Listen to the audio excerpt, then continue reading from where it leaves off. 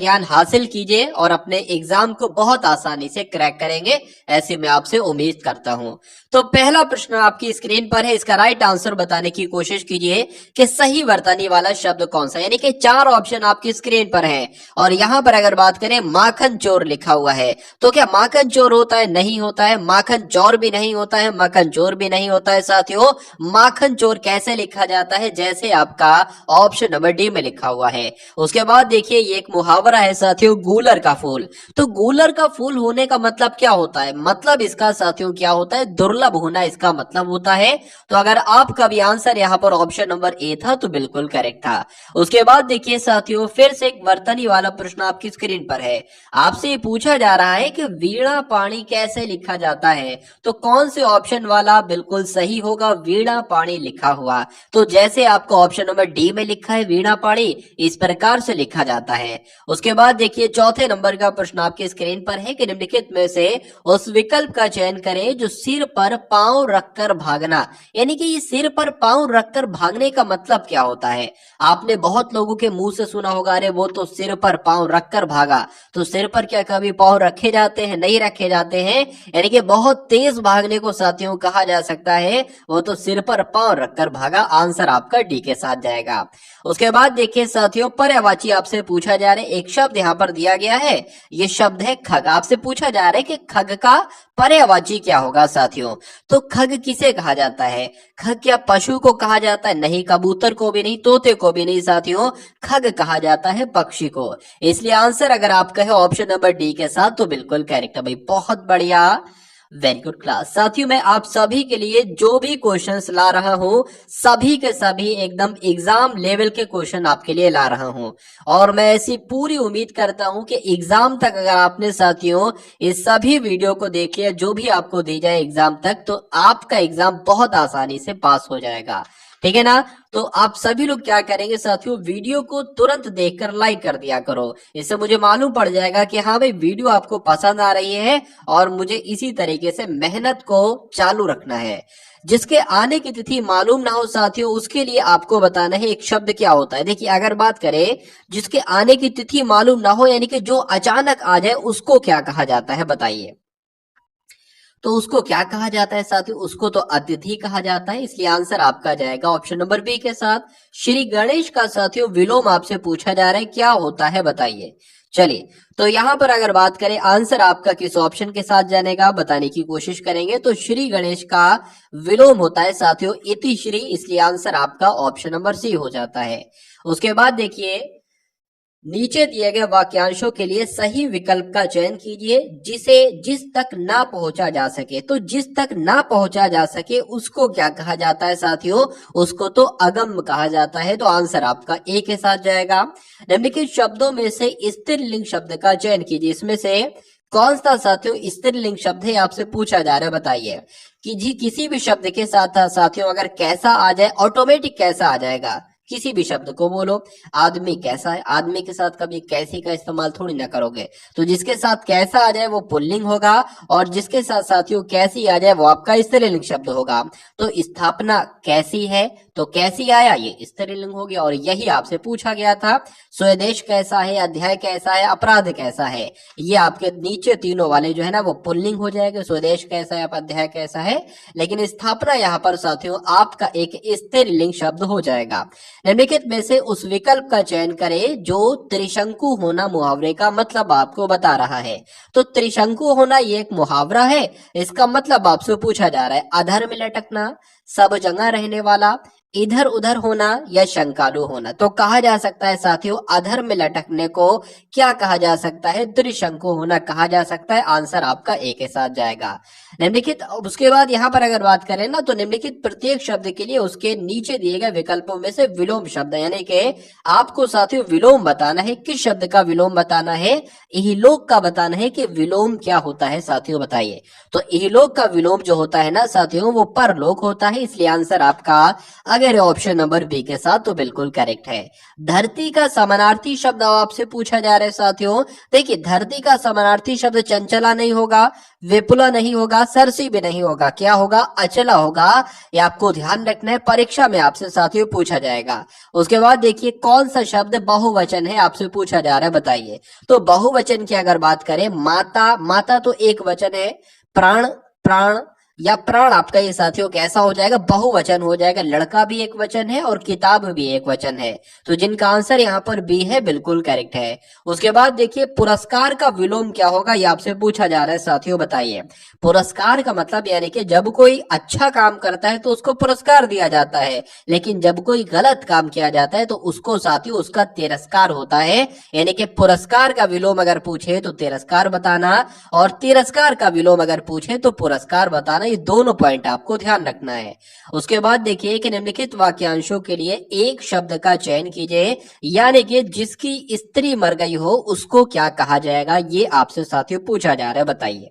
चलिए, तो जिसकी स्त्री मर गई हो, ठीक है, जिसकी स्त्री मर गई हो यानी कि जिसकी बीवी मर गई हो उसको क्या कहा जाएगा? तो उसको तो विधुर कहा जाएगा, ये आप लोग ध्यान रखेंगे। और जिसका पुरुष मर गया हो, यानी कि जिसका पुरुष मर गया हो, जिसका आदमी मर गया हो, जिसका पति मर गया हो, उसको क्या कहा जाएगा? उसको साथियों विधवा कहा जाएगा। ये दोनों पॉइंट आप लोग ध्यान रखेंगे, विधुर भी और विधवा भी। कुर्सी तोड़ना मुहावरे का मतलब क्या? पहले साथियों क्या होता था कि सरकारी नौकरी मिल जाती थी ना, तो कहा जाता कि अब तो भाई आप कुर्सी तोड़ोगे, लेकिन अब वो जमाना नहीं रहा साथियों। अब सरकारी नौकरी में भी मेहनत करना पड़ती है, ठीक है। कुर्सी तोड़ना अब वो चीज नहीं रही। तो कुर्सी तोड़ना एक मुहावरा है, इसका मतलब क्या होता? मेहनत ना करना। इसलिए आंसर आपका जाएगा ऑप्शन नंबर ए के साथ। तो जिनका आंसर यहाँ पर ए है बिल्कुल करेक्ट भाई, बहुत बढ़िया, वेरी गुड क्लास। चलिए उसके बाद देखिए अगले नंबर का प्रश्न है कि निम्नलिखित में से कौन सा शब्द अशुद्ध लिखा हुआ है, ये आपसे पूछा जा रहा है, बताइए। तो इसमें से कौन सा शब्द साथियों अशुद्ध लिखा हुआ है बताने की कोशिश करेंगे। अगर बात करें अनुकंपा तो बिल्कुल सही लिखा हुआ है। सन्यासी की अगर बात करें, ये सन्यासी मुझे यहाँ पर सही नहीं लग रहा है। सन्यासी साथियों इस प्रकार से लिखा जाता है, इस प्रकार से सन्यासी, ठीक है ना। वृक्षारोपण भी सही लिखा हुआ है, प्रतीक्षित भी सही लिखा हुआ है। लेकिन अगर बात करें अशुद्ध कौन सा है, तो मैं आपको बता चुका हूं साथियों, ये सान्यासी लिखा है, जो कि कोई शब्द नहीं होता है। तो आंसर आपका अगर है ऑप्शन नंबर बी के साथ तो बिल्कुल करेक्ट है। उसके बाद देखिए युद्ध करने का इच्छुक को साथियों उसको क्या कहा जा सकता है, आपसे पूछा जा रहा है। योद्धा कहेंगे या योधे कहेंगे या युयुत्सा कहेंगे साथियों, या आपका युयुत्सु कहेंगे। तो क्या कहेंगे? युयुत्सु आपको ध्यान रखना है, यानी कि युद्ध की इच्छुक को, यानी कि युद्ध करने को इच्छुक जो हो साथियों उसको युयुत्सु कहा जाता है। आंसर आपका जाएगा ऑप्शन नंबर डी के साथ। और जिनका आंसर यहाँ पर डी है तो बिल्कुल करेक्ट भाई, बहुत बढ़िया, वेरी गुड क्लास। अब उसके बाद देखिए कौवा चला हंस की चाल, ये एक लोकोक्ति है, और इस लोकोक्ति का आपको बताना है कि मतलब क्या होता है, बताइए। चलिए, बड़ों से प्रभावित होना, कौवा चला हंस की चाल, तो कोई मतलब नहीं निकल रहा है। असंभव प्रयास करना, ये भी नहीं होगा। हृदय परिवर्तन होना, ये भी नहीं होगा। अंधानुकरण करना, ये साथियों हम लोग कह सकते हैं कि कौवा चला हंस की चाल, अंधानुकरण करना। आंसर आपका डी के साथ जाएगा। उसके बाद देखिए कि इनमें से कौन सी वर्तनी सही नहीं है, ये आपसे पूछा जा रहा है साथियों, बताइए। तो इसमें से कौन सी वर्तनी अगर बात करें, देखिए सिद्धांत जैसे लिखा है ऐसे लिखा जाता है, उद्योग भी ऐसे लिखा जाता है, कर्तव्य भी ऐसे लिखा जाता है, लेकिन यहाँ पर ये क्या लिख दिया साथियों, कर्तव्य। कर्तव्य ऐसे नहीं लिखा जाता है जैसे आपको ऑप्शन नंबर बी में है ना, ऐसे लिखा जाता है। तो कुल मिला के यहाँ पर कौन से शब्द की वर्तनी सही नहीं थी, तो ऑप्शन नंबर ए वाले की वर्तनी सही नहीं थी, और यही आपका राइट आंसर हो जाता है। तो ये तो थे साथियों हिंदी के 20 प्रश्न आपने देखे, जैसे आपके एग्जाम में पूछे जाते हैं। अब उसी प्रकार आप लोग देखिए सामान्य ज्ञान के 20 प्रश्न, ये यहाँ पर 21 से लेकर 40 तक चलेंगे। उसके बाद 20 प्रश्न देखेंगे मैथ के, और 20 प्रश्न देखेंगे रीजनिंग के। और 20 प्रश्न मैथ के और रीजनिंग के ऐसे मैं आपको समझाऊंगा, इस तरीके से मैं आपको समझाऊंगा, यानी कि कोई लंबा मेथड नहीं, बहुत, यानी कि जिन टीचर्स ने मैथ को और रीजनिंग को बहुत हवा बना के रखा है साथियों, बहुत लंबे लंबे कॉन्सेप्ट आपको समझाते हैं और आप डर जाते हो, तो आज साथियों आपका वो डर भी मैं निकाल दूंगा जड़ से। चलिए, तो गायत्री मंत्र का सबसे पहले उल्लेख अगर बात करें तो किस ग्रंथ में मिलता है? तो किस ग्रंथ में मिलता है साथियों? ऋग्वेद में मिलता है। आंसर आपका ऑप्शन नंबर ए हो जाता है। सैटेलाइट लॉन्चिंग स्टेशन ये कहां पर स्थित है बताइए? तो ये कहां पर स्थित है? आप लोग ध्यान रखेंगे, श्री हरिकोटा में स्थित है, इसलिए आंसर आपका ए हो जाता है। पुलित्जर पुरस्कार साथियों किस क्षेत्र से संबंधित है? यानी कि पुलित्जर पुरस्कार जो दिया जाता है वो पत्रकारिता के क्षेत्र में दिया जाता है। आंसर आपका ऑप्शन नंबर ए हो जाता है। कबीर के गुरु का नाम साथियों क्या था? ये आपसे पूछा जा रहा है। तो कबीर के गुरु का नाम क्या था? रामानंद क्या था साथियों? कबीर के गुरु का नाम था। आंसर आपका सी हो जाता है। जहांगीर का मकबरा साथियों ये कहां पर स्थित है? आपसे पूछा जा रहा है। तो अगर आपसे एग्जाम में पूछा जाए कि जहांगीर का मकबरा कहां पर स्थित है, तो आंसर आपको क्या बताना है? लाहौर में स्थित है। आंसर आपका जाएगा ऑप्शन नंबर ए के साथ। देखिए, यहाँ पर अगर बात करें साथियों, आप सभी को मालूम है कि 4 विषयों से प्रश्न आपके बनेंगे एसएससी जीडी परीक्षा में। देखिए, मैंने साथियों सब कुछ तैयार कर दिया है, यानी कि आपको एसएससी जीडी का एग्जाम निकालना है। आप सिर्फ ये चाहते हो मुझसे, और मैं ये चाहता हूं कि आप सिर्फ एसएससी जीडी का एग्जाम निकालो और बहुत अच्छे से निकालो। यानी कि जब एग्जाम आप देकर आओ तो आपको कट ऑफ की टेंशन नहीं होना चाहिए। ठीक है, आपको फुल कॉन्फिडेंस होना चाहिए कि टारगेट सिलेक्शन वाले चैनल ने मुझे इतना पढ़ा दिया है, इतना निपुण बना दिया है कि जो भी कंटेंट आएगा 90% साथियों पूरा पेपर इन्हीं सभी क्लासेस में से आएगा। तो अगर बात करें साथियों, आपको एक पॉइंट ध्यान रखा है, मैं आपको जो भी क्वेश्चंस करा रहा हूं, अगर बात करें हिंदी के, बात करें सामान्य ज्ञान के, मैथ के, रीजनिंग के, जितना मैंने आपको पढ़ाया है और इतना इसमें से जितना आएगा, लगभग जितना भी आए 90%, 92%, तो ये आपका गलत नहीं होना चाहिए। अगर यही प्रश्न साथियों एग्जाम में आपको देखने को मिले और यही प्रश्न आपने गलत कर दिए, तो ये गलती साथियों मेरी नहीं होगी, क्योंकि मैं आपके लिए पूरी कोशिश कर रहा हूं कि 90% से ज्यादा ही एग्जाम में फंसे। यानी कि अगर 80 प्रश्न है ना, तो 80 में से कोशिश मैं ये करूंगा साथियों लगभग 70 क्वेश्चन के आसपास आपका टारगेट साथियों होना चाहिए, और ये टारगेट आप लेकर रहोगे। चलिए, तो जो आपको साथियों पढ़ाया जा रहा है उसको बहुत ध्यान से पढ़िए। जो भी क्लास आपको इस चैनल के माध्यम से दी जाए उसको बहुत ध्यान से कीजिए और सभी क्वेश्चंस को अपने मनोमस्तिष्क में कीजिए। यही तरीका होता है एग्जाम को क्रैक करने का। 38वीं समानांतर रेखा की अगर बात करें तो ये किन 2 देशों को विभाजित करती है? ये आपसे पूछा जा रहा है। तो उत्तर कोरिया और दक्षिण कोरिया ये 2 ऐसे देश हैं जिनको साथियों एक रेखा है जो विभाजित करती है। उस रेखा का नाम क्या है? तो 38वीं समानांतर रेखा है। आंसर आपका बी के साथ है, तो बिल्कुल करेक्ट है।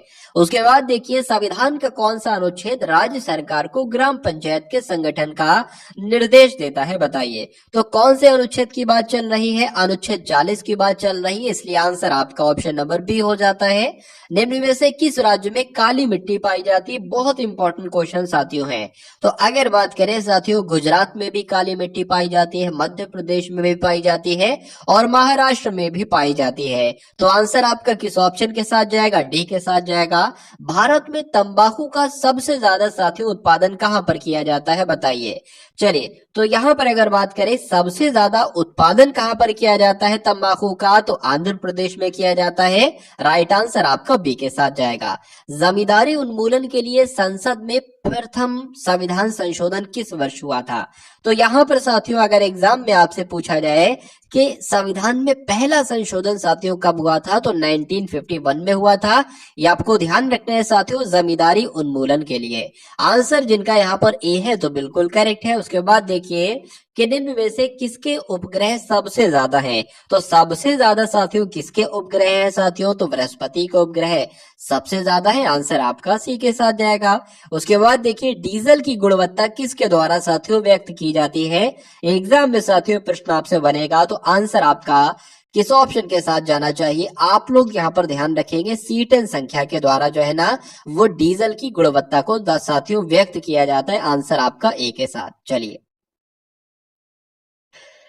भारतीय उपमहाद्वीप मूल रूप से निम्न में से किस एक विशाल भूखंड का हिस्सा है? ये आपसे साथियों पूछा जा रहा है। तो किसका हिस्सा है? गोंडवाना लैंड का है, यानी कि जो भारतीय उपमहाद्वीप है ना साथियों, ये किस भूखंड का हिस्सा है? तो गोंडवाना लैंड का हिस्सा है क्या? भारतीय उपमहाद्वीप। ये आप लोग ध्यान रखेंगे, अच्छा क्वेश्चन है और इम्पोर्टेंट क्वेश्चन भी है। आपसे पूछा जा रहा है साथियों, नाबार्ड क्या है? नाबार्ड का नाम आपने सुना होगा, 1982 में जिसकी स्थापना हुई थी। एक तरीके से साथियों ये क्या है? ये एक बैंक है, ये आपको ध्यान होना चाहिए, यानी कि मालूम होना चाहिए। आंसर आपका जाएगा ऑप्शन नंबर बी के साथ। उसके बाद देखिए साथियों, अगले नंबर का प्रश्न आपके स्क्रीन पर है कि सिलिकॉन वैली इनमें से किसके लिए प्रसिद्ध है, बताइए। तो सिलिकॉन वैली की अगर बात करें, नदी घाटी के लिए, कंप्यूटर सॉफ्टवेयर के लिए, पर्यावरण संरक्षण के लिए, सिलिकॉन उत्पादन के लिए, बताइए। चलिए, तो यहाँ पर आपका आंसर साथियों किस ऑप्शन के साथ जाएगा, बताने की कोशिश करेंगे आप सब लोग, बताइए। सिलिकॉन वैली साथियों किसके लिए अगर बात करें तो आप लोग ध्यान रखेंगे, सिलिकॉन वैली जो है ना वो कंप्यूटर सॉफ्टवेयर के लिए प्रसिद्ध है। आंसर आपका जाएगा ऑप्शन नंबर साथियों बी के साथ। साहित्य अकादमी ये कहां पर स्थित है? मोस्ट इंपोर्टेंट क्वेश्चन आपकी स्क्रीन पर है, तो आप लोग यहां पर ध्यान रखेंगे कि साहित्य अकादमी साथियों नई दिल्ली में स्थित है। आंसर आपका ऑप्शन नंबर ए जाएगा। साहित्य अकादमी कहां पर साथियों? नई दिल्ली में। उसके बाद देखिए, सरदार स्वर्ण सिंह समिति की अनुशंसा पर भारतीय संविधान में, यानी कि सरदार स्वर्ण सिंह समिति की सिफारिश पर संविधान में 42वें संविधान संशोधन के द्वारा किसे जोड़ा गया था? तो किसे जोड़ा गया था साथियों? मौलिक कर्तव्यों को जोड़ा गया था। आंसर आपका बी के साथ जाएगा। उसके बाद देखिए, स्वतंत्र भारत में उत्तर प्रदेश के पहले विधानसभा के अध्यक्ष कौन थे? बहुत इंपॉर्टेंट क्वेश्चन साथियों ये है। तो राजर्षि पुरुषोत्तम दास टंडन का नाम आपको मालूम होना चाहिए, यूपी के प्रथम विधानसभा के अध्यक्ष थे। उसके बाद देखिए, ग्रीन मफलर किस प्रदूषण से संबंधित है, बताइए। देखिए साथियों, अगर मैं आपको बताऊं, मैं उस पर फोकस नहीं कर रहा हूं, मैं आप अगर बात करें 100% एग्जाम मान लीजिए होता है, तो 100% की अगर बात करें 10% ऐसे क्वेश्चंस आते हैं साथियों, यानी कि 100 में से ऐसे क्वेश्चंस आते हैं जो किसी की भी समझ में नहीं आते हैं। मतलब बहुत एक तरीके के हार्ड लेवल के क्वेश्चंस होते हैं, वो जितना बच्चा पढ़ के जाता है वो उसको पढ़कर कंफ्यूज हो जाता है। तो आपको उस 10% क्वेश्चंस पर आपको ध्यान नहीं देना है, आपको देखना है कि भाई वो 90% कौन से प्रश्न आपसे पूछे जाते हैं जिनको आप कर सकते हो। आप अगर इनकी तैयारी करोगे ना तो एग्जाम कभी निकल नहीं पाएगा। यही तो सही रणनीति होती है। रणनीति क्या होती है साथियों? अब बच्चे इसको सॉल्व करने की कोशिश में लगते हैं कि भाई ये कहां से एग्जाम में क्वेश्चन आते हैं, इसको मत पढ़ो, अपने इस वाले पोर्शन को तगड़ा कर लो, और ऐसा तगड़ा कर लो कि इन 90% में से जितने भी क्वेश्चन आएंगे वह सारा करके आऊंगा। यानी कि अगर 90% क्वेश्चन आ रहे हैं ना, तो 85% तो मैं साथियों करके आऊंगा। अगर 85 भी नहीं बनते तो 80% तो करके आऊंगा हर हालत में। ठीक है, तो आप उस पर फोकस कीजिए जिस टाइप के मैक्सिमम ज्यादातर क्वेश्चंस आते हैं। चलिए, अगर आप उन 10% क्वेश्चन को, 20% क्वेश्चन को नहीं भी करते हैं तो उससे कोई फर्क नहीं पड़ता। सिलेक्शन आपका नहीं रुकेगा साथी उन क्वेश्चन से, सिलेक्शन आपका उससे रुकता है जो 80% क्वेश्चन आपको करना चाहिए, जो सिंपल टू मॉडरेट होते हैं, जो आप कर सकते हो। अगर वही आप नहीं कर पा रहे हो तो दिक्कत पड़ती है, तो फिर सिलेक्शन नहीं होता है। चलिए, तो ग्रीन मफलर साथियों किस प्रदूषण से संबंधित है, आपसे पूछा जा रहा है, तो ध्वनि प्रदूषण से संबंधित है। आंसर आपका बी के साथ जाएगा। निम्न में से कौन सी ग्रैंड स्लैम टेनिस प्रतियोगिता घास के मैदान पर खेली जाती है? तो किसकी बात चल रही साथियों? विंबलडन की बात चल रही है। आंसर आपका किस ऑप्शन के साथ जाएगा? ऑप्शन नंबर बी के साथ जाएगा। भाई बहुत बढ़िया, वेरी गुड क्लास। तो अब आपके सामने यहाँ पर रीजनिंग के कुछ इंपॉर्टेंट क्वेश्चंस आएंगे। रीजनिंग के साथियों 20 क्वेश्चन आप लोग देखेंगे, उसके बाद मैथ के यहाँ पर 20 क्वेश्चंस देखेंगे। और ये क्वेश्चन साथियों एसएससी जीडी एग्जाम के लिए बहुत इंपॉर्टेंट है, इसलिए आपको सभी के सभी सवालों को देखना है और उनके कॉन्सेप्ट को देखना है कि किस प्रकार से मैं आपको साथियों यहाँ पर समझा रहा हूँ। देखिए, तो रीजनिंग का साथियों पहला सवाल यहाँ पर आया है, आपसे यहाँ पर ये दिखाया जा रहा है कि 4 से 7 मिलकर, यानी कि 4 और 7 मिलकर ये 53 बन गए हैं। उसी प्रकार उसी रूल के अकॉर्डिंग 6 से 9 मिलकर यहाँ पर 87 बन गए हैं। तो 1 से 7 को अगर मिलाया जाए उसी रूल के अकॉर्डिंग तो यहाँ पर कौन सा नंबर बनेगा? सिंपल सी बात आपसे पूछी जा रही है। देखिए, अगर यहाँ पर हम लोग बात करें 4 का स्क्वायर 16 हो जाएगा और 7 का स्क्वायर 49 हो जाएगा, तो 53 से बहुत ज्यादा बन जाएगा। यहाँ पर साथियों क्या लॉजिक लगेगा? देखिए, अगर यहाँ पर अगर बात करें 7 का स्क्वायर कराएं तो कितना बनेगा साथियों, 49 बनेगा। सिंपल सा, इसमें 4 जोड़ दोगे साथियों, जब 4 जोड़ोगे तो कितना बन जाएगा, 53 ही तो बन जाएगा। उसके बाद अगर बात करें 9 का स्क्वायर करेंगे 81 बन जाएगा, और 81 में जब साथियों 6 जोड़ते हैं तो 87 बन जाएगा। उसी प्रकार 7 का स्क्वायर करेंगे साथियों 49 बन जाएगा, और यहाँ पर जो 1 है ना, 1 जुड़ेगा साथियों तो कितना बन जाएगा, 50 बन जाएगा। तो 50 आपका आंसर यहाँ पर हो जाएगा, और जिनका आंसर यहाँ पर ऑप्शन नंबर सी है तो बिल्कुल करेक्ट है। चलिए अब उसके बाद देखिए अगले नंबर का प्रश्न है कि 1 से 3 बना है, 3 से 8 बना है, 8 से 19 बना है, 19 से 42 बना है, तो 42 से यहाँ पर साथियों कौन सा नंबर बनेगा। देखिए 1 से 3 कैसा हुआ है, ये हुआ है इसकी 2 से गुणा की गई है, 1 की 2 से गुणा की गई है और उसमें 1 जोड़ा गया है तो 3 बन गया। उसी प्रकार साथियों यहाँ पर भी 3 की 2 से गुणा की गई है, 3 दूना 6 और क्या जोड़ दिया गया, 2 जोड़ दिया। उसी प्रकार इसमें साथियों गुणा की गई है 2 से और क्या जोड़ दिया, 3 जोड़ दिया। ठीक है, मतलब यहाँ पर सबकी 2 से गुणा करना है, और जोड़ना क्या क्या है, पहले 1 जोड़ा, फिर 2 जोड़ा, फिर 3 जोड़ा। तो अब साथियों 2 से गुणा करेंगे और कितना जोड़ेंगे, 4 जोड़ेंगे। तो 19 दूना 38 होता है, 38 और 4 आपका 42 होता है। अब इसकी भी साथियों 2 से ही गुणा करेंगे और कितना जोड़ेंगे साथियों, 5 जोड़ेंगे। तो 42 दूना कितना होता है साथियों, 84 होता है। 84 और 5 कितना होता है, 89 होता है। इसलिए आंसर आपका जो जाएगा वो ऑप्शन नंबर सी के साथ जाएगा। चलिए उसके बाद देखिए अगले नंबर का प्रश्न आपकी स्क्रीन पर है। A3T Z7R G16P J35N और M74L, उसके बाद यहाँ पर आपको बताना है क्या आएगा। तो पहले को देखिए साथियों, ये A से D हुआ है 3 बढ़ाया गया है, D से G हुआ है साथियों 3 बढ़ाया गया है, G से J हुआ है तो तब भी साथियों 3 बढ़ाया गया है, और J 10 पर होता है, M 13 पर होता है, 3 बढ़ाया गया है। तो इसमें अगर साथियों 3 बढ़ाएंगे तो 16 आ जाएगा, यानी कि 16 पर आता है साथियों P। ठीक है, उसके बाद 3 से साथियों यहाँ पर क्या हुआ है, 7 हुआ है। कितना बढ़ाया गया है आप लोगों ने देखा, 3 से 7 हुआ है, फिर ये 7 से एकदम 16 हो गया है। तो यहाँ पर क्या 3 3 ऐसे करके क्या क्या बढ़ाएंगे, यहाँ पर ये देखा जा रहा है 3 में वैसे 4 बढ़ाएंगे तो 7 होगा ना। तो यहाँ पर अगर बात करें साथियों, ये इससे डबल से ज्यादा हो गया है, फिर ये इससे डबल से ज्यादा हो गया है। तो क्या 2 से गुणा करा है, एक बार देख लेते हैं हम गुणा करा के।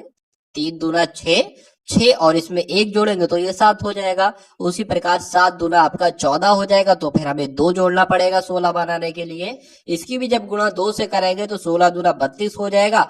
1 जोड़ा 2 जोड़ा तो जाहिर सी बात है साथियों अब 3 जोड़ेंगे 35 बनाने के लिए। अब 35 से 74 बनाने के लिए साथियों इसकी गुणा 2 से करेंगे, 35 दूना 70 होता है, और 3 जोड़ा तो अब जाहिर सी बात है 4 जोड़ेंगे। अब 74 की भी गुणा साथियों 2 से कराएंगे, और अब कितना जोड़ना पड़ेगा, 5 जोड़ना पड़ेगा।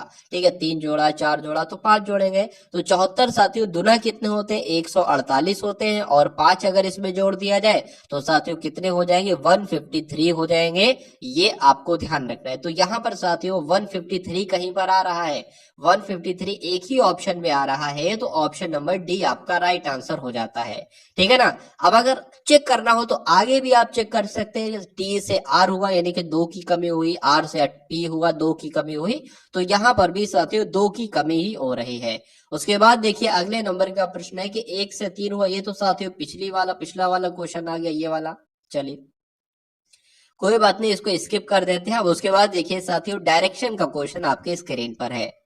तो यहाँ पर साथियों है कि नरेंद्र उत्तर की ओर 12 किलोमीटर चलता है। तो नरेंद्र को क्या 12 किलोमीटर चला दे साथियों उत्तर की ओर, बिल्कुल चलाना पड़ेगा। तो आपको मालूम होना चाहिए उत्तर 4 दिशाएं होती हैं। आप एग्जाम हॉल में बैठे, मैं आपको हर बार बताता हूँ, आप मान लीजिए एग्जाम हॉल में ये बैठे हैं, अगर क्वेश्चन में उत्तर की तरफ चलाना है तो ऊपर की तरफ चलाना है, उत्तर आपका ये हमेशा होगा। उसके बाद दक्षिण की तरफ चलाना है तो नीचे की तरफ चलाना है, और पूर्व की तरफ तो इधर चलाओगे, और साथियों पश्चिम की तरफ तो इधर चलाओगे। कहा जा रहा है कि नरेंद्र उत्तर की तरफ 12 किलोमीटर चलता है, तो 12 किलोमीटर साथियों हमने उत्तर की तरफ चला दिया। फिर पश्चिम की ओर साथियों 10 किलोमीटर चलता है, पश्चिम किधर है, इधर है ना, तो पश्चिम आपका 10 किलोमीटर मैंने यहाँ पर चला दिया। उसके बाद कहा जा रहा है कि और 12 किलोमीटर दक्षिण की तरफ चलता है, यानी कि 12 किलोमीटर चलेगा, तो यही पर साथियों आ जाएगा। उसके बाद वहां उस बिंदु से कितना दूर है जहां से उसने चलना प्रारंभ किया था। यानी कि पूछा जा रहा है यहां से कितनी दूरी है।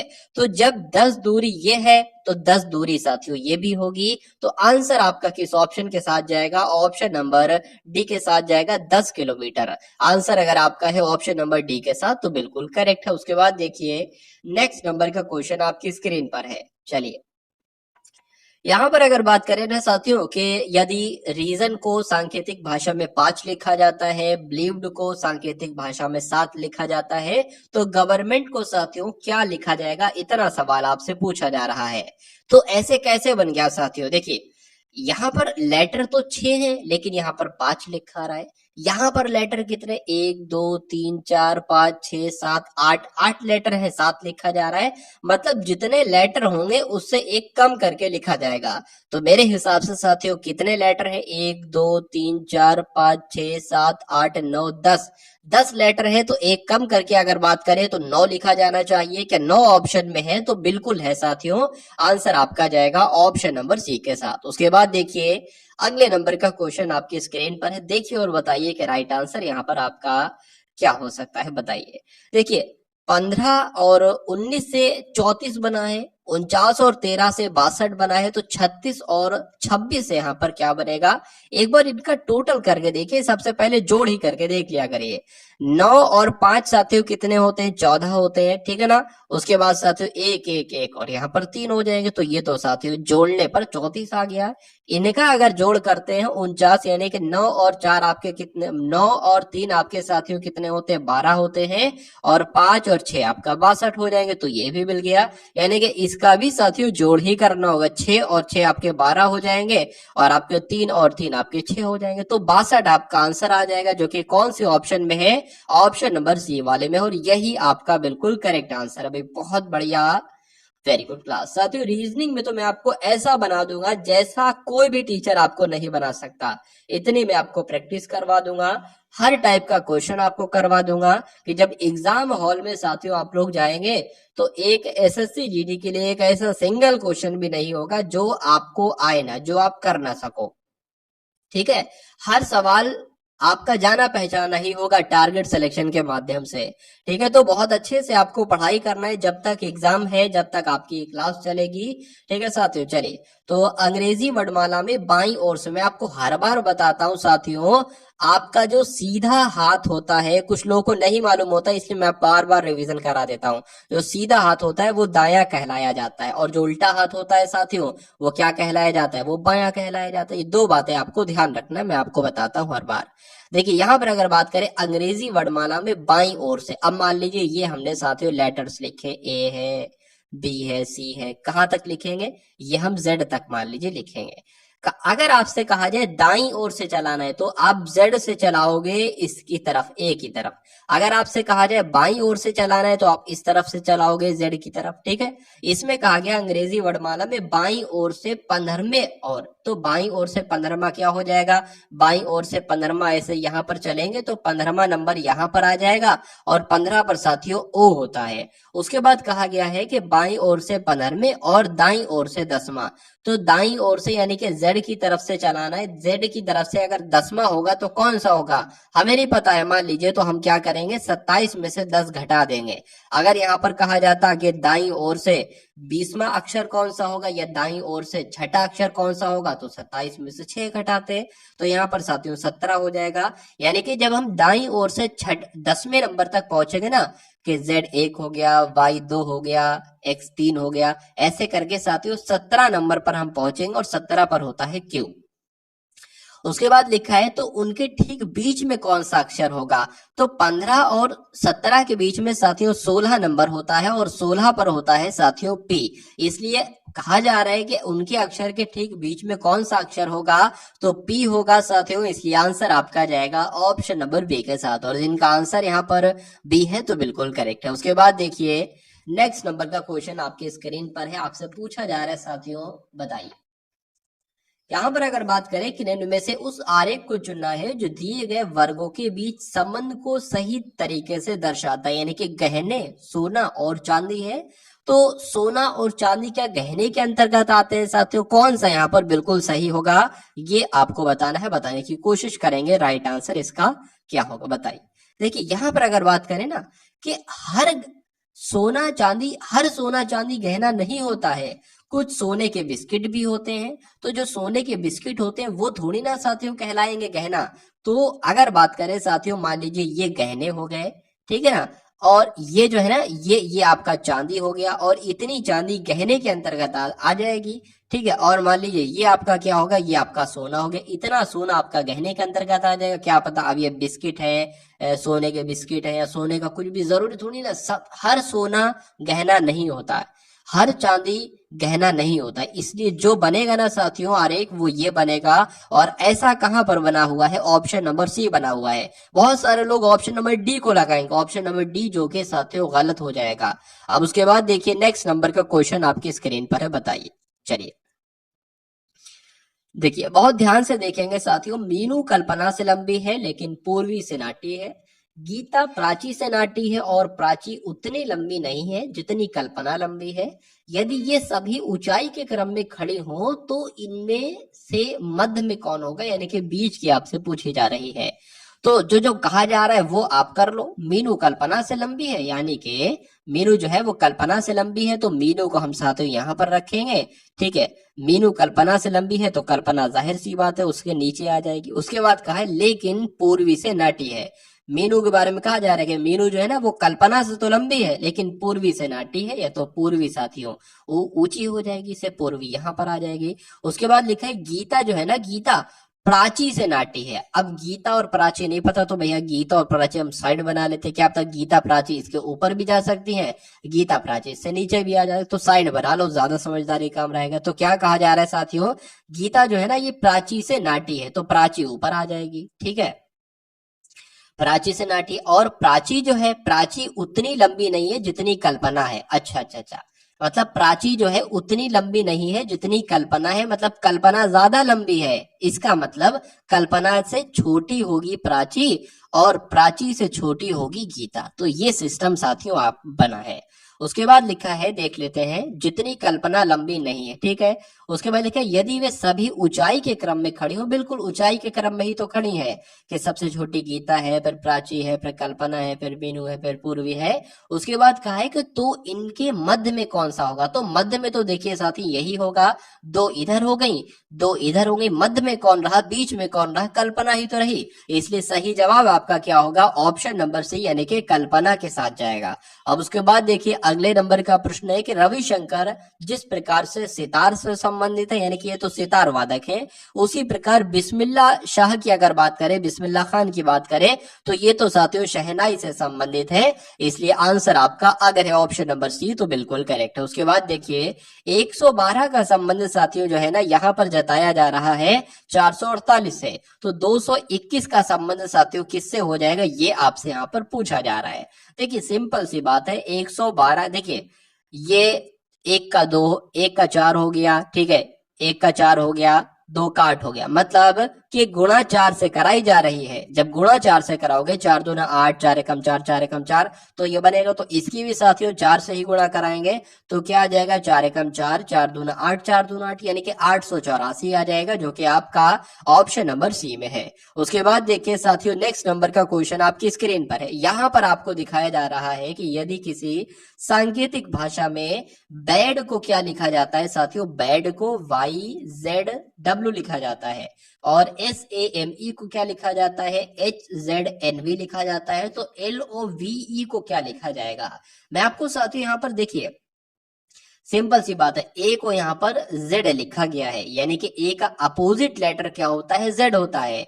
बी का अपोजिट लेटर क्या होता है, Y होता है। इसी से आप समझ जाओगे ये अपोजिट लेटर वाला है। वैसे तो आप सभी के अपोजिट लेटर याद कर लीजिए कि ए का Z होता है, बी का Y होता है, सी का उसके बाद साथियों X होता है, ये सभी आपको मालूम होना चाहिए। लेकिन अगर कोई नहीं आपको आ रहा है तो सिंपल सी बात है, जैसे कि अगर मैं आपसे कहूं कि डी का अपोजिट लेटर क्या होता है तो आप नहीं मालूम है, लेकिन डी का आपको वो तो मालूम है कि डी कौन से नंबर पर आता है, 4 पर आता है, तो उसको आप 27 में से घटा दो।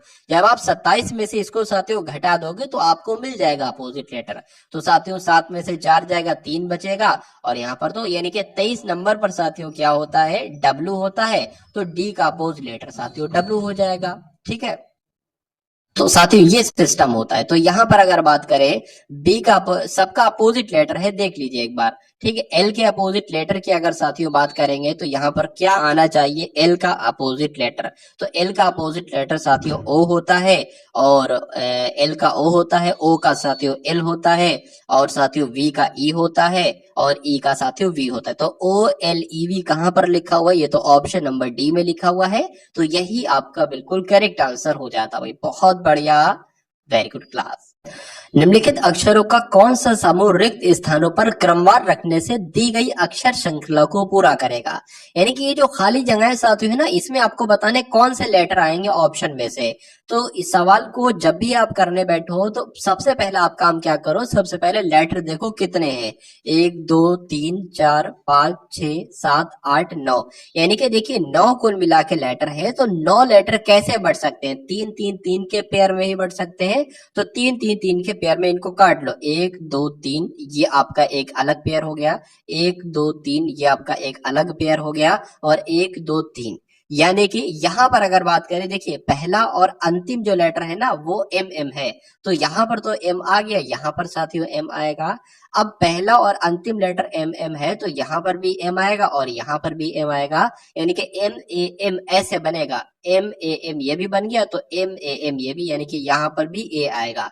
तो कौन कौन से मैंने लेटर लिखे हैं, मैंने ए और एम एम एम लिखा है। तो ए एम एम एम, और ऐसा कहां पर लिखा हुआ है साथियों, ऐसा तो ऑप्शन नंबर डी में लिखा हुआ, इसलिए राइट आंसर आपका जो होगा वो ऑप्शन नंबर डी के साथ जाएगा, और जिनका आंसर यहाँ पर डी है तो बिल्कुल करेक्ट है। चलिए उसके बाद देखिए साथियों के निम्नलिखित विकल्पों में से विषम अक्षर आपको बताना है, यानी इसमें से सबसे विषम कौन सा है।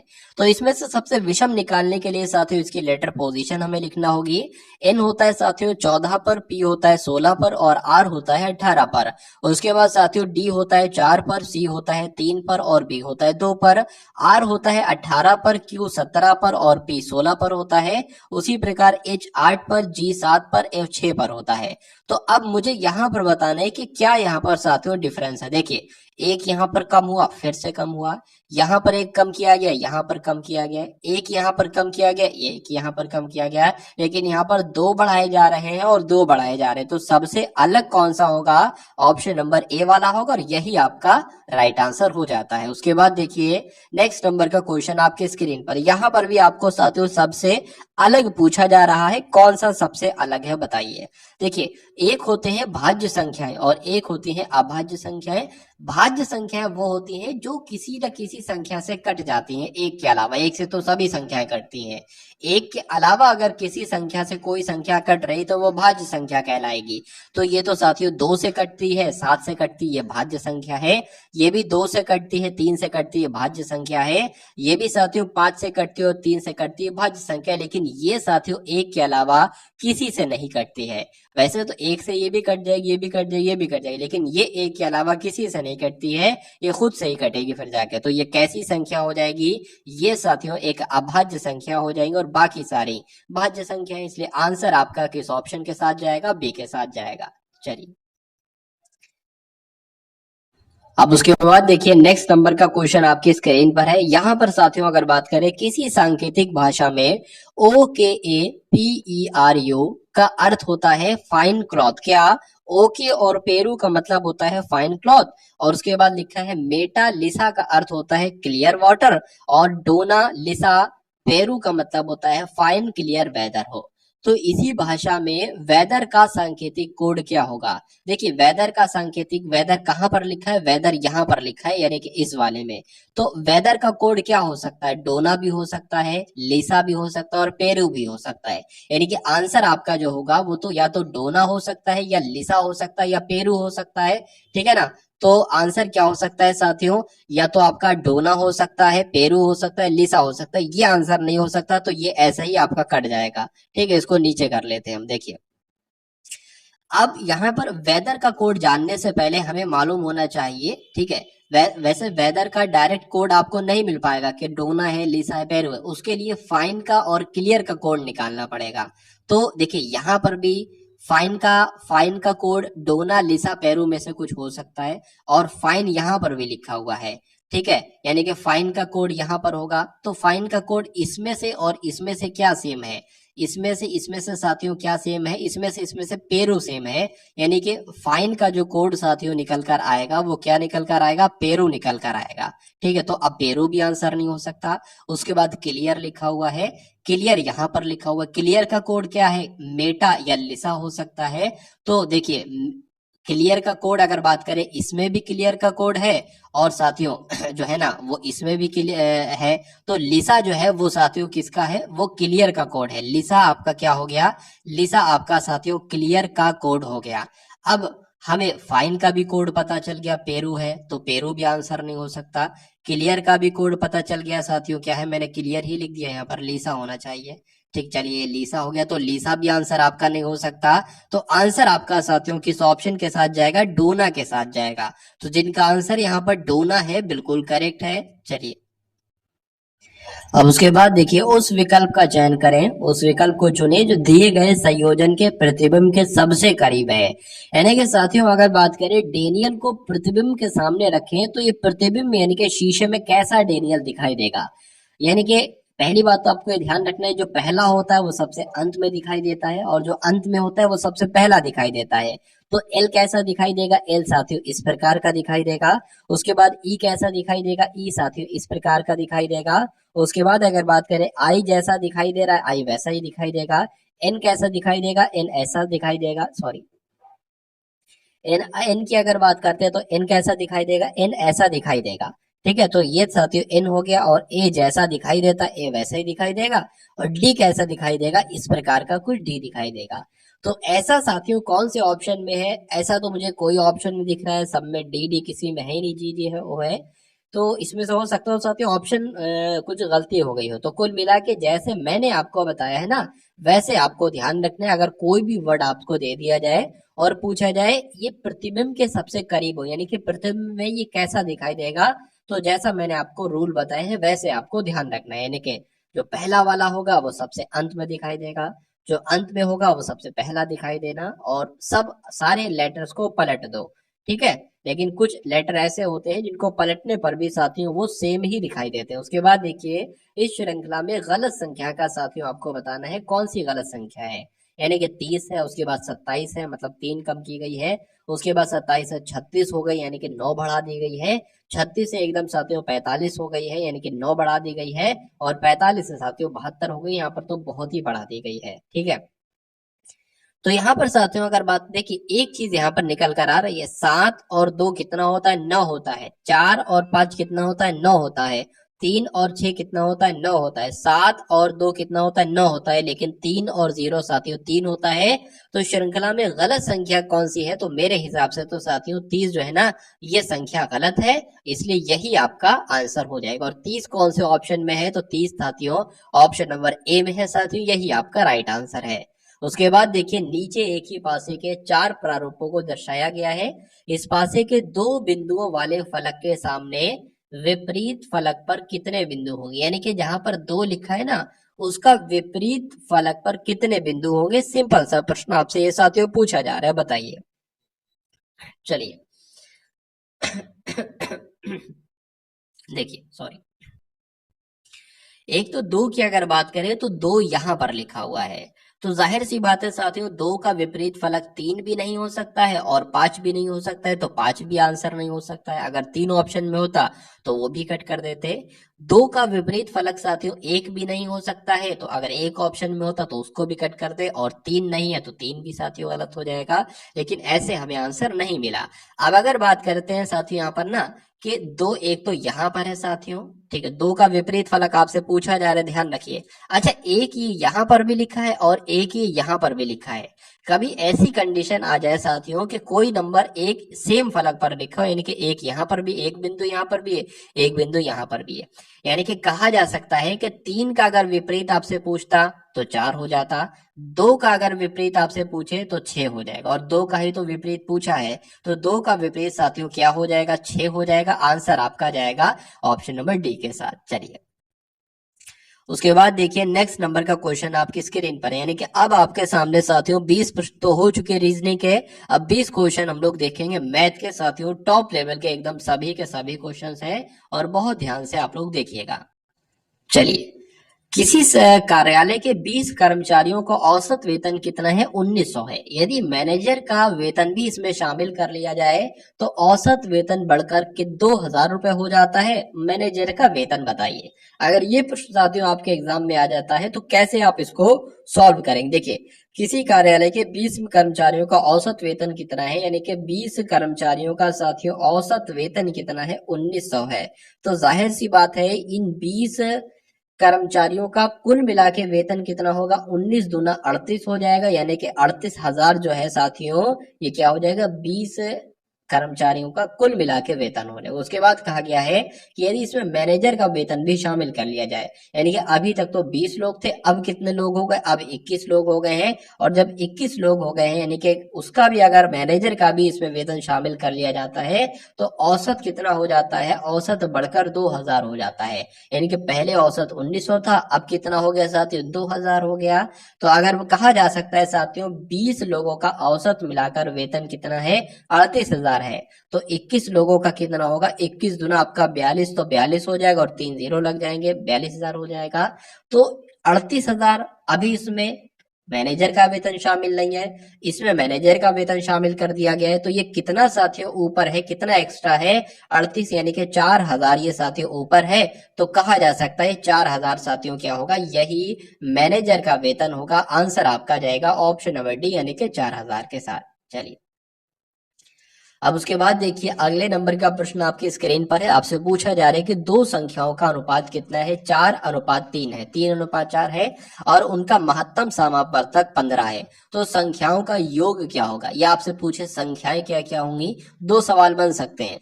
संख्याएं क्या होंगी? संख्याएं बताइए, या छोटी संख्या क्या होगी, या बड़ी संख्या क्या होगी, या संख्याओं का योग क्या होगा, या संख्याओं का डिफरेंस क्या होगा? तो कभी भी आपको साथियों दो संख्याओं का अनुपात दिया हो और मासा दिया हो, यानी कि महत्तम समापवर्तक दिया हो, तो महत्तम समापवर्तक की पहली संख्या से अगर गुणा कराओगे, जो नंबर आएगा वो पहली संख्या होगी। महत्तम समापवर्तक की दूसरी अनुपात से गुणा कराओगे, जो संख्या होगी वो दूसरी संख्या होगी। तो संख्या पूछे तो 45, 60 है। इनका योग पूछे तो इनका योग कर देना साथियों, कितना आपका हो जाएगा? ये आपका हो जाएगा 105। तो आंसर आपका ऑप्शन नंबर ए के साथ जाएगा, 105 के साथ। अब उसके बाद देखिए अगले नंबर का क्वेश्चन आपके स्क्रीन पर है, देखिए और बताइए राइट आंसर यहाँ पर आपका क्या हो सकता है। चलिए, यहां पर अगर बात करें a प्लस बी प्लस सी का औसत साथियों कितना है? ठीक है, 20 है। तो a प्लस बी प्लस सी का योग कितना हो जाएगा साथियों? सॉरी, 20 औसत 20 है तो योग कितना हो जाएगा? योग आपका 60 हो जाएगा, जाहिर सी बात है। उसके बाद b plus C plus D का औसत कितना है? 25 है, तो योग कितना हो जाएगा साथियों? जाहिर सी बात है 75 हो जाएगा। तो यहाँ पर मैंने क्या लिख लिया? 75 यहाँ पर मैंने लिख लिया। अच्छा, यहाँ पर d का जो मान है साथियों, d का मान कितना है? d का मान 30 है। तो a का मान आपसे पूछा जा रहा है कितना होगा? a का मान पूछा जा रहा है कितना होगा? तो d का मान इसमें साथियों 30 है। अब जब इसमें हम अगर अगर मान लीजिए हम इसमें से क्या निकालते हैं? हम इसमें से साथियों d जो है ना, d 30 है। तो जब साथियों 75 में से d का मान यानी कि 30 माइनस कर देंगे तो वो कितना बचेगा? वो b प्लस सी का ही तो बचेगा। तो 75 में से 30 जरा माइनस कीजिए, क्या बचेगा? 5 बच जाएगा और ये साथ यहाँ पर 4 बच जाएगा।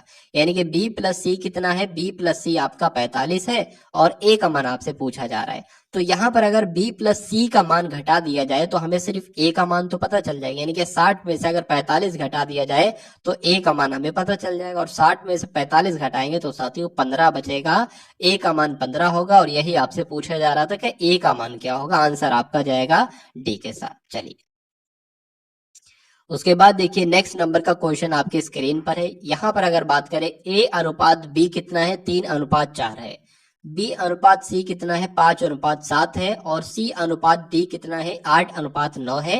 तो a अनुपात d का अनुपात बताना है। देखिए दो सवाल यहां से बन सकते थे। एक तो आपसे पूछा जाता कि a अनुपात d का अनुपात बताइए। दूसरा सवाल आपसे पूछा जा सकता था क्या कि a अनुपात b अनुपात c का अनुपात बताइए। ठीक है, ये तीन अनुपात आपको दे दिए जाते, आपसे पूछा जाता कि ए अनुपात बी अनुपात सी का अनुपात बताइए। तो पहले हम ए अनुपात बी अनुपात सी का अनुपात निकाल लेते हैं। देखिए यहां पर अगर साथियों हम लोग बात करते हैं, देखिए भाई, ठीक है ना। तो सबसे पहले जब हम ए अनुपात बी अनुपात सी निकालेंगे कैसे, ये सबसे पहले आपको मालूम होना चाहिए। हम सबसे पहले निकलेंगे साथियों ए अनुपात बी का मान कितना है, 3:4 है। बी अनुपात सी का अनुपात कितना है साथियों, 5:7 है। तो हम इसको कैसे गुणा कराएंगे, 3 की गुणा कराएंगे 5 से, 5 की गुणा कराएंगे 4 से, 4 की गुणा कराएंगे 7 से। यानी कि जो गुणा कराने पर साथियों निकलेगा वही तो ए अनुपात बी अनुपात सी होगा। यानी कि अब 3 की 5 से गुणा कराएंगे तो ए का मान निकलेगा 3×5 = 15। 5 की 4 से गुणा कराएंगे 5×4 = 20, ये मान निकलेगा बी का। और 4 की गुणा 7 से कराएंगे तो ये मान निकलेगा साथियों सी का। तो यही तो ए अनुपात बी अनुपात सी है। बस इसको एक बार कट कर लो अगर कट हो पा रहा है, लेकिन ये कट हो नहीं पाएगा। तो यही आपका क्या हो जाएगा, ए अनुपात बी अनुपात सी। ठीक है, अगर आपसे पूछा जाता कि ए अनुपात सी का अनुपात कितना है तो आप बता देते कितना है, 15:28 है। लेकिन यहाँ पर डी ए अनुपात डी का अनुपात पूछा गया है। अब ए अनुपात डी, देखिए ए अनुपात डी का अनुपात निकालने से पहले हमें क्या मालूम करना होगा, ए अनुपात बी अनुपात सी अनुपात डी। चारों निकल जाएंगे तो हम ए का भी बता देंगे डी का भी बता देंगे, सिंपल। तो पहले सबसे चारों ही निकालना पड़ेंगे, हमारी मजबूरी है। तो ए अनुपात बी अनुपात सी का अनुपात निकालने के बाद हमें क्या करना होगा साथियों, हमें करना होगा सी अनुपात डी का अनुपात रखना होगा यहाँ पर। तो ये हो गया, ये हो गया। ठीक है, अब ए अनुपात बी अनुपात सी अनुपात डी का अनुपात निकालने के लिए हमें क्या करना होगा, 15 की गुणा 8 से, 20 की गुणा 8 से, 28 की गुणा 8 से, फिर 28 की गुणा 9 से। तो ऐसे निकल जाएगा। तो 15 की गुणा 8 से करते हैं साथियों, 15×8 कितना होता है, 120 होते हैं। 20 की गुणा 8 से करते हैं 160 हो जाएंगे। 28 की गुणा 8 से करेंगे तो 8×8 आपके कितने हो जाएंगे, 8×8 आपके साथियों 64 हो जाएंगे। और 8×2 16 और 6 आपका कितना हो जाएगा, 22 हो जाएगा। ठीक है, अब 28 की गुणा 9 से भी कराना है तो कितना हो जाएगा, अगर बात करें 9×8 आपके हो जाएंगे। ठीक, एक सेकंड, 9×8 आपके कितने हो जाएंगे, मैं करा लेता हूँ सही तरीके से। यहाँ पर ये मैंने खींच दी लाइन, और ये 9×8 आपके 72 हो जाएंगे और 7 बच जाएगा। ठीक है, 9×2 18 हो जाएगा। 18 और 7 साथियों कितना होता है, 25 होता है। यानी कि ये आ जाएगा। ये ए अनुपात बी अनुपात सी अनुपात डी तो आया है, लेकिन हमें ए अनुपात डी हम निकाल लेते हैं। ए अनुपात डी, ए कितना है, 120 है, और साथियों डी कितना है, 252 है। 252 इसका बस क्या, इसको वो कर लो साथियों, कट कर लो। यहाँ पर 60 आ जाएगा, ये आपका कितना आ जाएगा, 2 एकम 2, ये आपका 26 आ जाएगा। फिर से कट करोगे 60 को 2 से तो 30 आ जाएगा, ये आपका कितना आ जाएगा साथियों, इतना आ जाएगा। 3 से कट कर लो, 3 एकम 3 आ जाएगा, 3 दूना इतना आ जाएगा, 10×21 आ जाएगा। 10×21 साथियों ऑप्शन में है तो बिल्कुल है, आंसर आपका जाएगा ऑप्शन नंबर डी के साथ। ठीक है ना। तो बहुत साथियों आसान तरीके से मैंने आपको समझाया, इसलिए समय ज्यादा लगा है, लेकिन मैं यहाँ पर अगर करता तो 40 सेकंड से ज्यादा का टाइम नहीं लगता, 40-45 सेकंड से ज्यादा का टाइम नहीं लगता। राहुल 12 किलोमीटर की चाल से 12 किलोमीटर घंटा की चाल से कार्यालय जाता है और 10 किलोमीटर की घंटा की चाल से वापस आ जाता है। यानी कि एक साथियों दूरी है, वो दूरी कितने भी किलोमीटर हो सकती है। अगर राहुल साथियों यहाँ से इधर को जाता है अपने कार्यालय तो 12 किलोमीटर प्रति घंटा की चाल से जाता है, यानी कि 1 घंटे में 12 किलोमीटर की दूरी तय करता है, ऐसे जाता है। और जब वापस आता है तो 10 किलोमीटर के प्रति घंटा की चाल से आता है। तो उसकी औसत चाल साथियों क्या होगी, ये आपसे पूछी जा रही है। देखिए औसत चाल का सूत्र होता है, जब भी आपसे औसत चाल पूछी जाए तो आपको ध्यान रखना है 2xy बटे x प्लस वाई। ये x क्या होगा साथियों, पहली चाल होगी, y क्या होगा, दूसरी चाल होगी। तो सिंपल सा साथियों आप लोग पुट कर देंगे 2, पहली चाल क्या है, यानी कि x का मान क्या है साथियों 12, और अगर बात करते हैं साथियों y क्या है, दूसरी चाल है तो 10 है। बटे में साथियों क्या हो जाएगा, 12 प्लस 10 हो जाएगा, 12 प्लस 10 हो जाएगा। अब अगर बात करें साथियों 12 दूना 24, 24 दाम कितने हो जाएंगे साथियों, 240 हो जाएंगे। नीचे आपका साथियों 120 आ जाएगा, 120 नहीं बल्कि 12 और 10 आपका 22 आ जाएगा। इसको अगर कट करेंगे साथियों 2 से कट करेंगे तो यहाँ पर ये आ जाएगा, यानी कि 120 बटे 11 यहाँ पर आया है। अब इसको कट करेंगे, 11 एकम 11 हो जाएगा। ठीक है, एक चला जाएगा, 10 हो जाएगा। तो यहाँ पर अगर बात करें साथियों पॉइंट लगा देंगे, अब 2 नंबर एक साथ काटेंगे तो यहाँ पर अब ऐसे करके लगेगा। ठीक है ना, तो कितना बचा साथियों, 10 था ये, यहाँ पर भी 0 लग जाएगा। तो 11 नीम कितने हो जाएंगे साथियों, 99 हो जाएंगे। यानी कि 10.9 किलोमीटर प्रति घंटा की चाल उसकी औसत चाल साथियों कहलाएगी। इसलिए आंसर आपका अगर है ऑप्शन नंबर सी के साथ तो बिल्कुल करेक्ट हो जाता है। उसके बाद देखिए कि 300 पर 8% की दर से कितने वर्षों में उतना ब्याज मिलेगा जितना 1600 पर 1.5% की दर से 3 वर्षों में मिलता है। ये आपसे साथियों पूछा जा रहा है। चलिए यहाँ पर साथियों 8 सही 1/2 है। क्या है, 8 सही 1/2% की दर से 3 वर्षों में। ये कुछ नहीं, साधारण, आपने साथियों एसआई बराबर सुना होगा PRT/100, यानी कि साधारण ब्याज बराबर मूलधन गुणा दर गुणा समय बटे 100। तो यहाँ पर साथियों मूलधन दे रखा है, दर दे रखी है, लेकिन आपसे समय एक तरीके से पूछा जा रहा है। तो मूलधन कितना है, 300 है, दर कितनी है साथियों, 8% है, वर्ष यहाँ पर पूछ रहे हैं तो वर्ष के लिए हम y यहाँ पर लिख लेंगे, बटे में 100 लगता है। यानी कि ये कह रहा है उतना ब्याज मिलेगा जितना, इसलिए यानी कि बराबर कह सकते हैं 1600 पर 8.5% की अगर बात करें, 8 दूना 16, 16 और एक आपका कितना हो जाएगा 17, 17/2% यहाँ पर आ जाएगा। तो 17 बटे यहाँ पर क्या आ जाएगा साथियों, 2 आ जाएगा। गुणा में क्या होगा, अगर बात करें 3 वर्ष की बात की गई तो 3 वर्ष लिख लेंगे, गुणा में साथियों यहाँ पर बटे में 100 लग जाएगा। ठीक है, तो इन 2 जीरो से साथियों ये 2 जीरो कट जाएंगे। इस 2 से अगर बात करें ये यहाँ पर 8 आ जाएगा। ठीक है ना, इतना आपको समझ में आ गया होगा। अब यहाँ पर क्या है साथियों, 8 गुणा 17 गुणा 3 यहाँ पर है, और इधर को क्या है, इन 2 जीरो से साथियों ये 2 जीरो कट जाएंगे आपके, और 8 3 आपका कितना हो जाएगा, 24 हो जाएगा। ठीक है, 8 3 आपका 24 हो जाएगा और 24 y हो जाएगा। अब अगर बात करें ये 24 साथियों इसके बटे में आ जाएगा, तो 24 यहाँ आ जाएगा, यहाँ से 24 हट जाएगा। 8 एकम 8, 8 आपका क्या क्या होता है, 8 3 आपका 24 होता है, इस 3 से ये 3 कट जाएगा, यानी कि y बराबर क्या आएगा साथियों, 17 वर्ष आ जाएगा y बराबर, जो कि कौन से ऑप्शन में है साथियों, ऑप्शन नंबर बी में है। तो यही आपका बिल्कुल करेक्ट आंसर है। अब उसके बाद देखिए, कोई धनराशि 10% चक्रवृद्धि वार्षिक दर से 3 वर्षों में 6555 हो जाती है, वो धनराशि क्या है, वो मूलधन आपसे एक तरीके से पूछा जा रहा है। देखिए अगर आर यहाँ पर साथियों कितना दे रखा है, 10% दे रखा है, और टी की अगर बात करें यानी कि समय कितना दे रखा है, 3 वर्ष का दे रखा है, और ए कितना दे रखा है, 6655 यहाँ पर दे रखा है। तो आपसे पी की वैल्यू पूछी जा रही है, यानी कि मूलधन कितना है। तो आप क्या करेंगे साथियों, एक सूत्र होता है वो आपको भी मालूम होगा, ए बराबर पी 1 + r बटे 100 की पावर क्या हो जाएगी साथियों, टी हो जाएगी। ये फॉर्मूला आपने बचपन में सुना होगा। अब ए की वैल्यू कितनी है, 6655 है। ठीक है, पी ही तो आपको ज्ञात करना है साथियों, पी आपको ज्ञात करना है। ठीक है, 1 + r कितना है, 10% है, बटे में 100 आ जाएगा यहाँ पर। और t यानी कि पावर कितनी है, अगर पावर की बात करें तो 3 वर्ष की बात चल रही है, 3 पावर हो जाएगी। इस जीरो से ये जीरो आपका कट जाएगा, 1/10 आएगा यहाँ पर। अब यहाँ पर सबसे पहले इसको हम लोग लिख लेते हैं जरा। ठीक है, 6655 बराबर p। अब अगर बात करते हैं साथियों, जीरो से जीरो कट गया, अब 10 की गुणा 1 से होगी, 10 एकम 10, 10 और 1 आपका 11, 11/10 यहाँ पर हो जाएगा। 11/10 होगा ना, पावर 3 लगी है तो इसको 3 बार लिख देंगे साथियों, 11/10, 11/10 और 11/10 यहाँ पर लिख देंगे। अब अगर साथियों बात करते हैं ये कैसे, यानी पी की देखिए वैल्यू ज्ञात करना है, तो ये तीनों जीरो क्या हो जाएंगे, ये तीनों जीरो इसके गुणा में लग जाएंगे, और ये 11 11 11 इसके भाग में आ जाएंगे। तो ऐसे साथियों कहा जा सकता है कि P बराबर, या इधर लिख लेते हैं, P बराबर साथियों कितना हो जाएगा, 6655। ये 3 जीरो है ना, 3 जीरो इधर लग जाएंगे, और ये साथियों क्या लग जाएगा, 11 गुणा 11 गुणा 11।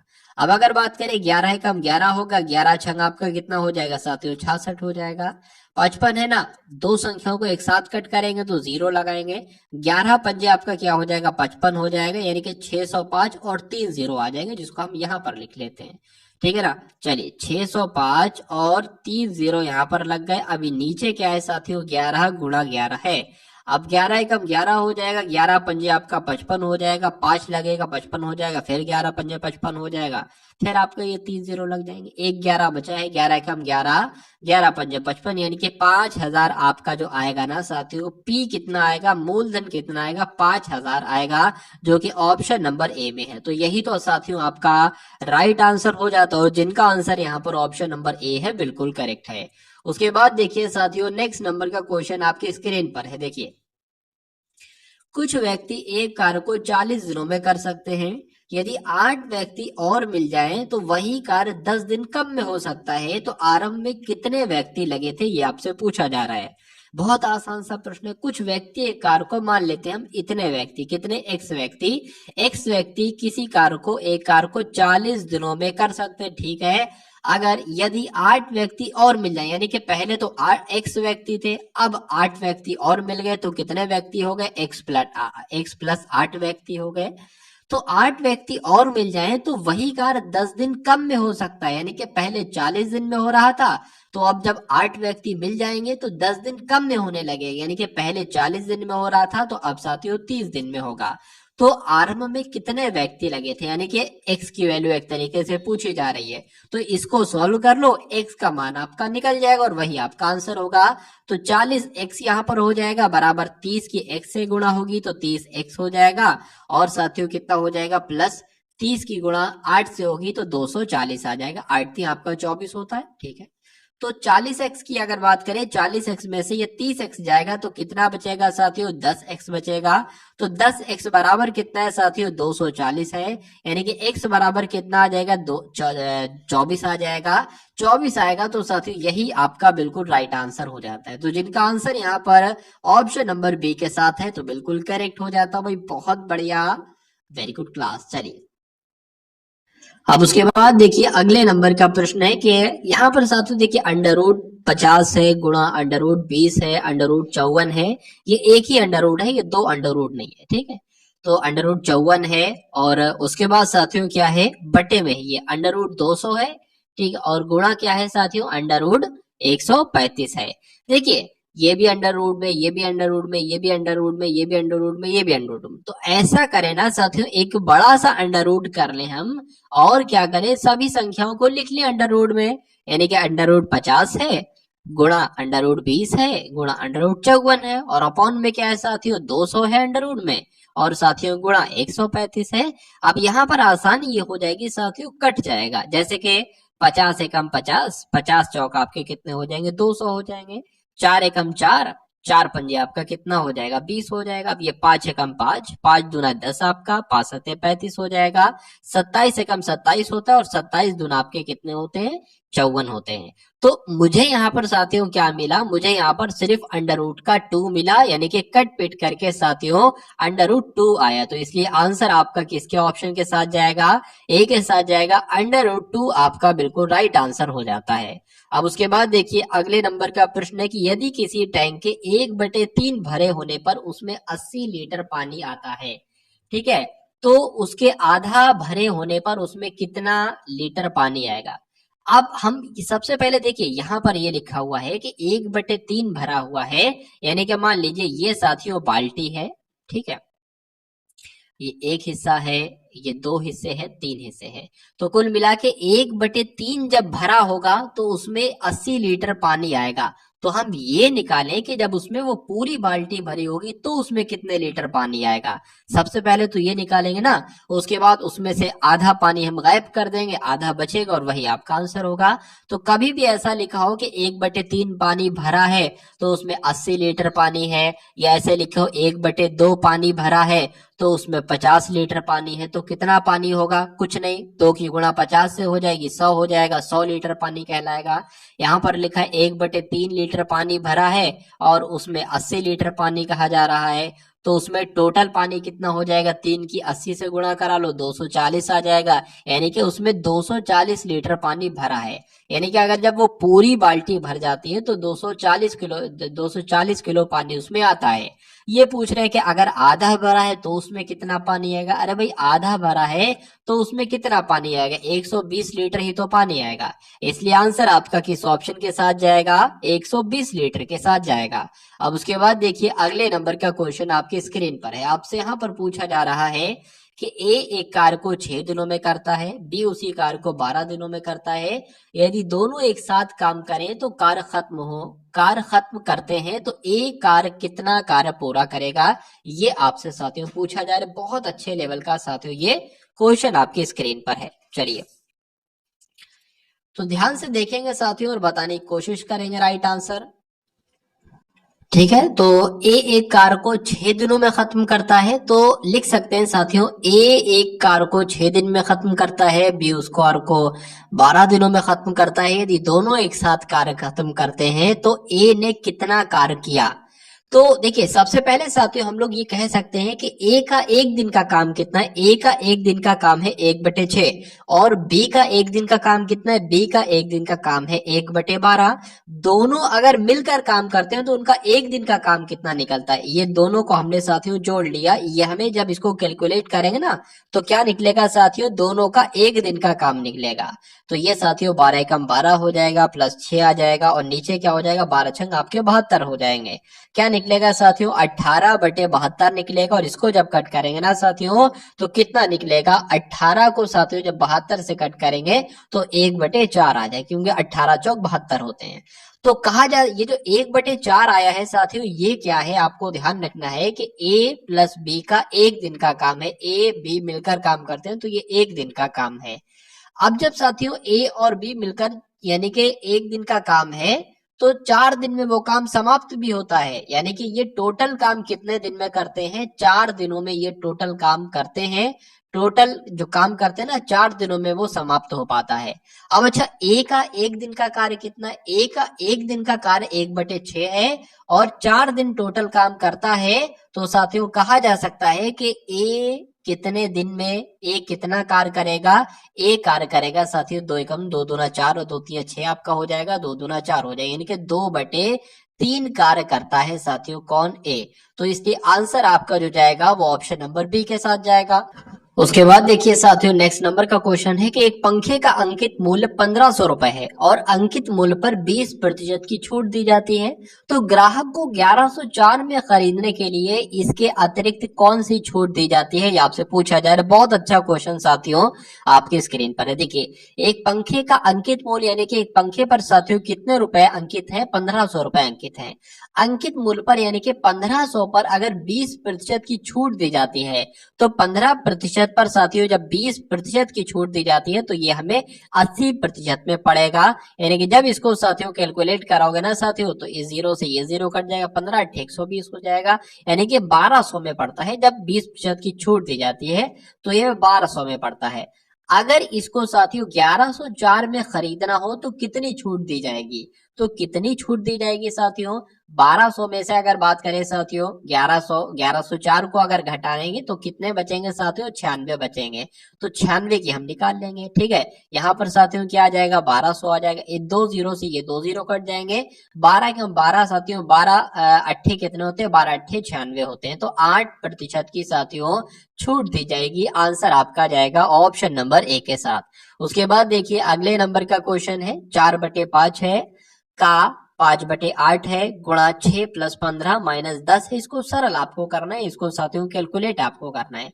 मैं आपको कई बार बता चुका हूं जब भी का लिखा हो ना उसका मतलब होता है गुणा, यानी कि 4/15 गुणा 5/8 हो जाएगा, प्लस 6 प्लस आपका इसको घटा लेते हैं साथियों, 5 यहाँ पर बच जाएगा। ठीक है ना, अगर बात करें साथियों 5 से या 15 कट जाएगा 3 हो जाएगा, इस 4 से ये आपका कट जाएगा 2 हो जाएगा, यानी कि 1/6 आ जाएगा। प्लस यहाँ पर कितने आ जाएंगे, यहाँ पर 11 आ जाएंगे, इसको 1 मान लेते हैं हम। तो इसको जब साथियों कैलकुलेट करेंगे ना तो 1 आ जाएगा, 11 छंग आपका 66 हो जाएगा और 6 आ जाएगा, यानी कि 67 साथियों 6 यहाँ पर आपके सामने बचे जाएगा। ठीक है ना, तो यहाँ पर आपका क्या आ रहा था, 67/6 आ रहा था। तो हो सकता हो टाइपिस्ट से कुछ प्लस माइनस की यहाँ पर कुछ भूल चूक हो गई हो, इसलिए आंसर आपका एक्यूरेट नहीं आ पा रहा है। खैर कोई नहीं, जो तरीका था वो तरीका मैंने आपको बताया, इन बातों को आपको ध्यान रखना है, सही आंसर तक आप पहुंच जाओगे। उसमें प्लस माइनस की हो सकता हो कुछ मिस्टेक हो। चलिए अगले नंबर का प्रश्न देखिए। राम ने अपनी घड़ी 220 रुपए में बेची, इस प्रकार उसे 10% का लाभ हुआ, तो घड़ी का लागत मूल्य क्या था, यानी कि घड़ी को उसने कितने रुपए में खरीदा था। देखिए 10% के लाभ पर बेची जा रही है 120 रुपए की, यानी कि साथियों 110% की वैल्यू कितनी है, 220 रुपए है। आपसे 100% की वैल्यू पूछी जा रही है। तो अगर बात करें साथियों, ये 110 जो है वो नीचे आ जाएगा और गुणा हम कर देंगे साथियों 100 से इसकी। अब अगर बात करें इस जीरो से, ये जीरो कैंसिल हो जाएगा, 11 एकम 11, 11 दूना आपका 22 हो जाएगा, यानी कि 2 की 100 से गुणा करोगे तो साथियों 200 आएगा। तो कहा जा सकता है घड़ी को उसने साथियों 200 रुपए में खरीदा था, और 220 रुपए में बेचेगा तभी तो उसको 10 रुपए का प्रॉफिट होगा। उसके बाद देखिए साथियों अगले नंबर का प्रश्न आपके स्क्रीन पर है, देखिए और बताइए राइट आंसर यहाँ पर आपका क्या हो सकता है। एक आयताकार है, पार्क है एक आयताकार। तो मैं देख लेता हूँ यहाँ पर साथियों, एक ही आयताकार पार्क है। पार्क की लंबाई की बात करें साथियों तो 8 मीटर है, और चौड़ाई की बात करूं साथियों तो 6 मीटर है। इसके विकर्ण की लंबाई क्या है, विकर्ण क्या होता है साथियों, जो ऐसे यहाँ पर एक लाइन आती है इसको विकर्ण कहा जाता है। आपसे पूछा जा रहा है साथियों कि इसकी लंबाई कितनी है, 8 है, इसकी लंबाई 6 है, तो विकर्ण की लंबाई क्या होगी। आपको मालूम होना चाहिए साथियों, ये एक तरीके से कर्ण इसको हम लोग कह सकते हैं, ठीक है ना। तो एक सूत्र होता है कर्ण बराबर कर्ण स्क्वायर बराबर आधार स्क्वायर और प्लस आपका क्या हो जाएगा, लंब स्क्वायर हो जाएगा। तो कर्ण की अगर हमें बात करना है ना साथियों, तो हम कर देंगे 8 का स्क्वायर कर देंगे प्लस 6 का स्क्वायर कर देंगे, तो क्या निकल कर आएगा साथियों, 8 का स्क्वायर 64 हो जाएगा, और 6 का स्क्वायर साथियों कितना हो जाएगा, 36 हो जाएगा। ये निकल कर साथियों कर्ण का स्क्वायर बराबर निकलकर 100 आ जाएगा। अब जब स्क्वायर स्क्वायर हटेगा, अंडर रूट इस पर चढ़ेगा, तो के बराबर जो निकल कर आएगा साथियों वो 10 निकल कर आएगा, यानी कि इसकी जो लंबाई होगी ना साथियों वो 10 होगी। तो कर्ण की लंबाई कितनी हो जाएगी साथियों, 10 हो जाएगी। आंसर आपका जाएगा ऑप्शन नंबर ए के साथ। उसके बाद देखिए नेक्स्ट नंबर का प्रश्न आपके स्क्रीन पर है कि एक व्यक्ति 18 किलोमीटर दूर 15 किलोमीटर घंटा की रफ्तार से जाता है, ठीक है। मतलब एक दूरी है 18 किलोमीटर की दूरी है, वो जाता तो है 15 किलोमीटर घंटे की रफ्तार से, तथा वापस रिक्शे से आता है 10 किलोमीटर प्रति घंटा की रफ्तार से, तो उसकी औसत चाल क्या होगी। अभी यही प्रश्न मैंने आपको कराया था इसी टाइप का, लेकिन वहां पर दूरी नहीं दी गई थी। तो दूरी दी हो दूरी ना दे, मतलब कुल मिला के साथियों अगर दूरी समान है, अब वो एक तरफ जाए हेलीकॉप्टर से और उसकी दूसरी तरफ से आए पैदल आए, एक तरफ उसकी चाल है 200 किलोमीटर प्रति घंटा, वापसी की उसकी चाल मान लो अगर है 5 किलोमीटर प्रति घंटा, तो कोई दिक्कत नहीं है। दो चालें आपके सामने है, फॉर्मूला आपको मालूम होना चाहिए 2xy अपॉन में x प्लस वाई। क्वेश्चन जैसे कि जैसा भी आ जाए क्वेश्चन आप आराम से कर डालोगे। 2 लिख दिया, x क्या होता है, पहली किलोमीटर प्रति घंटा की चाल होती है तो 15 किलोमीटर है, 15 किलोमीटर लिख दिया, गुणा लगा दिया, दूसरी चाल क्या है 10 किलोमीटर प्रति घंटा है तो 10 लिख लिया, बटे में साथियों 15 प्लस 10 यहाँ पर आ जाएगा। ऊपर क्या आएगा 15 की अगर 2 से करे तो 30 आ जाएगा, 30 है यानी कि 10 से करे तो 300 आ जाएगा, 300 बटे आपका 25 आ जाएगा। और दुनिया जानती साथियों 25 की जब इससे भाग दोगे तो यहाँ पर साथियों 12 किलोमीटर प्रति घंटा आएगा। तो आंसर आपका किस ऑप्शन के साथ जाएगा, ऑप्शन नंबर ए के साथ जाएगा, यानी कि औसत चाल साथियों 12 किलोमीटर प्रति घंटा हो जाती है। चलिए उसके बाद देखिए कि 10% तथा 30% की उत्तरोत्तर छूट कितनी एकल छूट के बराबर होगी। तो सूत्र होता है, फॉर्मूला होता है साथियों 10 प्लस 30 माइनस 10 गुणा 30, 10 गुणा 30 बटे में साथियों क्या आ जाएगा 100 आ जाएगा। 2 जीरो ऊपर 2 जीरो नीचे कट जाएगा, 10 प्लस 30 आपका 40 हो जाएगा, माइनस आपका साथियों 3 एकम 3 3 हो जाएगा, यानी कि 10 40 में से 3 जाएगा साथियों तो 37% बचेगा। आंसर आपका किस ऑप्शन के साथ जाएगा, ऑप्शन नंबर ए के साथ जाएगा। उसके बाद देखिए अगले नंबर का क्वेश्चन आपके स्क्रीन पर है कि यदि किसी संख्या का 2/7वां भाग 18 है तो उस संख्या का 1/9वां भाग क्या होगा। तो पहले हम वो संख्या तो निकाल लें, फिर उस संख्या का हम 9/8 9वां भाग भी बता देंगे, क्या दिक्कत है। तो किसी संख्या का मैंने आपको बताया था, का जहां पर भी आएगा वहां पर गुणा का निशान लगेगा। यानी कि मान लीजिए इस संख्या का तो गुणा का निशान लगे, 2/7वां भाग जो है ना कितना है, 18 है। इसको सही से लिखे तो 2 की गुणा x से हो जाएगी, यानी कि 2x/7, 2x/7 बराबर कितना है, 18 है। अब इस 7 की गुणा 18 से कर देंगे साथियों, तो ये 7 यहाँ आ जाएगा, यहाँ से कट हो जाएगा। इस 2 की भाग ये नीचे आ जाएगी, तो 2 यहाँ आ जाएगा, ये 2 कट जाएगा, तो x बराबर 18 गुणा 7/2 आ जाएगा। 2 एकम 2, 2 नीम आपका 18 हो जाएगा, और 9 सत्य आपका 63 होता है। यानी कि x का मान कितना निकला साथियों, 63 निकला। अब यहाँ पर तो उस संख्या का 1/9वां भाग कितना होगा, संख्या ये है, इसका 1/9वां भाग कितना होगा, 9 एकम 9, 9